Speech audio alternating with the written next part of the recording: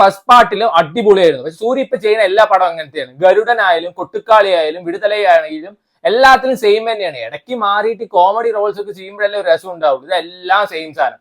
Usual വെട്രിമാരന്റെ cast തന്നെയാണ് ഇതിലും കാണുന്നത്. എന്റെ പൊന്നു ബ്രോ, ഞാൻ വെട്രിമാരൻ പ്രതീക്ഷിക്കുന്നത് മറ്റേ വടച്ചെന്നൈ പോലത്തെ ഗാങ്സ്റ്റർ പടമൊക്കെ വരാൻ വേണ്ടി. ഇങ്ങനത്തെ സാധനം കണ്ട് മടുത്തു. തമിഴ്നാട്ടിൽ ചിലപ്പോൾ ഇങ്ങനത്തെ സാധനം ഇപ്പോഴും നടക്കുന്നുണ്ട്. ഡെഫിനറ്റ്ലി ഉണ്ട്. കാസ്റ്റ് ബേസ്ഡ് കൊലപാതകവും എല്ലാം നടക്കുന്നുണ്ട്, ഡിസ്ക്രിമിനേഷനും ഉണ്ട്. അത് പറഞ്ഞിട്ട് ഈ 100 പടം ഇറക്കുന്നത് എല്ലാം അങ്ങനത്തെ ആയിക്കഴിഞ്ഞാൽ at the end of the day boring ആയിട്ടാണ് തോന്നുന്നത്.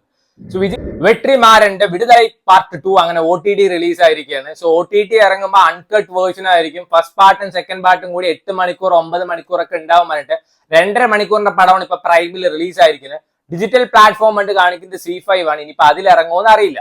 സോ സിനിമയെ പറ്റി പറയുന്നതിന് മുമ്പ് 2026 ഫിഫ വേൾഡ് കപ്പ് ഏതൊക്കെ രാജ്യങ്ങളിലാണ് നടക്കാൻ പോണത് അറിയണവര് പറയും. സോ വിടുതലൈ പാർട്ട് 2 ആ far cry from Viduthalai part 1 എന്ന് പറയാം. അതായത് ഫസ്റ്റ് പാർട്ടിനെ വെച്ച് നോക്കുമ്പോൾ 7 അയലത്ത് പോലെ എത്താത്ത ഒരു സിനിമ എന്ന് വേണമെങ്കിൽ പറയാം. സോ പാർട്ട് 1 ഇത്രത്തോളം പീപ്പിൾ അക്സെപ്റ്റൻസ് നേടിയത് അതിലത്തെ ഇമോഷണൽ സീൻസും അതേപോലെ തന്നെ ജനറൽ ഓഡിയൻസ് ആയിട്ട് അത് ഉണ്ടാക്കിയ ഇമോഷണൽ കണക്ഷൻ കാരണമാണ്. അപ്പൊ അതിലത്തെ ആ ടോർച്ചറിങ് സീൻസും അതൊക്കെ കാണുമ്പോൾ തന്നെ നമുക്ക് അയ്യോ എന്ന് വിളിച്ചു പോകും. അങ്ങനെയായിരുന്നു അതിലത്തെ സീൻസ് ഒക്കെ. അതേപോലെ തന്നെ ആ ക്യാമ്പിലുള്ള എല്ലാവർക്കും അത്യാവശ്യം പെർഫോം ചെയ്യാനുള്ള സ്ക്രീൻ സ്പേസ് ഒക്കെ ഉണ്ടായിരുന്നു. ഇതിലെങ്ങനെയാണെന്ന് വെച്ചാൽ വിജയ് സേതുപതിയുടെ എന്റെ തല എന്റെ ഫുൾ ഫിഗർ, എന്റെ തല എന്റെ ഫുൾ ഫിഗർ ഇതന്നെ ഉള്ളൂ ഇതില്. ഫസ്റ്റ് ടു ലാസ്റ്റ് വിജയ് സേതുപതിയെ മാത്രം തന്നെ കാണിച്ചുകൊണ്ടിരിക്കുകയാണ്. സൂര്യക്കൊന്നും പെർഫോം ചെയ്യാനുള്ള സ്പേസ് പോലും ഇല്ല. ആ മറ്റേ ഫസ്റ്റ് പാർട്ടിലെ ഒരു കൊച്ചില്ലേ, അതിലെ സൂര്യയും അതേപോലെ തന്നെ ആ കൊച്ചും തമ്മിലുള്ള റൊമാൻസ് സീൻസ് ഒക്കെ അടിപൊളിയാണ്, നല്ല രസമായിരുന്നു. ഇതിൽ ആ കൊച്ചേ ഇല്ല. മഞ്ജു വാര്യർക്ക് ചെറിയ റോൾ ഉണ്ട്. സോ ആദ്യമൊക്കെ നമുക്ക് പിന്നെ രസത്തിൽ കണ്ടിരിക്കുക. പക്ഷെ കുറെ ഒക്കെ ആകുമ്പോൾ ഭയങ്കര ബോറടി ആയിട്ടാണ് തോന്നുന്നത്. 2.5 മണിക്കൂറേ ഉള്ളൂ. പക്ഷെ ചിലപ്പോൾ 5 ദിവസം കഴിഞ്ഞിട്ട് പുറത്ത് വരുന്ന പോലെ തോന്നുക. 3 ടോഡ് സ്ലോത്തിനേക്കാളും പതുക്കെ പോകുന്ന ഒരു സിനിമയാണ്.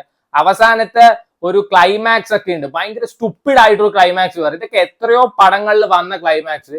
അതിൽ സൂര്യയുടെ ആ ഒരു പെർഫോമൻസ് ഒക്കെ കാണുമ്പോൾ ഭയങ്കര ബോറിംഗ് ആയിട്ടാണ് തോന്നിയത്. സൂര്യ ഫസ്റ്റ് പാർട്ടിൽ അടിപൊളിയായിരുന്നു. പക്ഷെ സൂര്യ ഇപ്പൊ ചെയ്യുന്ന എല്ലാ പടവും അങ്ങനത്തെയാണ്. ഗരുഡനായാലും കൊട്ടുക്കാളി ആയാലും വിടുതലയാണെങ്കിലും എല്ലാത്തിലും സെയിം തന്നെയാണ്. ഇടയ്ക്ക് മാറിയിട്ട് കോമഡി റോൾസ് ഒക്കെ ചെയ്യുമ്പോഴല്ലേ ഒരു രസം ഉണ്ടാവും. ഇതെല്ലാം സെയിം സാധനം. യൂഷ്വൽ വെട്രിമാരന്റെ കാസ്റ്റ് തന്നെയാണ് ഇതിലും കാണുന്നത്. എന്റെ പൊന്നു ബ്രോ, ഞാൻ വെട്രിമാരൻ പ്രതീക്ഷിക്കുന്നത് മറ്റേ വടച്ചെന്നൈ പോലത്തെ ഗാങ്സ്റ്റർ പടമൊക്കെ വരാൻ വേണ്ടി. ഇങ്ങനത്തെ സാധനം കണ്ട് മടുത്തു. തമിഴ്നാട്ടിൽ ചിലപ്പോൾ ഇങ്ങനത്തെ സാധനം ഇപ്പോഴും നടക്കുന്നുണ്ട്. ഡെഫിനറ്റ്ലി ഉണ്ട്. കാസ്റ്റ് ബേസ്ഡ് കൊലപാതകവും എല്ലാം നടക്കുന്നുണ്ട്, ഡിസ്ക്രിമിനേഷനും ഉണ്ട്. അത് പറഞ്ഞിട്ട് ഈ 100 പടം ഇറക്കുന്നത് എല്ലാം അങ്ങനത്തെ ആയിക്കഴിഞ്ഞാൽ at the end of the day boring ആയിട്ടാണ് തോന്നുന്നത്. സോ വിജയ് സേതുപതി നന്നായിട്ട് തന്നെ അഭിനയിച്ചിട്ടുണ്ട്. ആളാണ് ത്രൂ ഔട്ട് ദ ഫിലിമിന് ആൾ അടിപൊളിയായിട്ട് തന്നെ പെർഫോം ചെയ്തിട്ടുണ്ട്. മഞ്ജു വാര്യർക്ക് ചെറിയ റോൾ ഉണ്ട്. ഇവര് തമ്മിലുള്ള റൊമാൻസ് പോർഷൻസ് ഒക്കെ അടിപൊളി തന്നെയായിരുന്നു.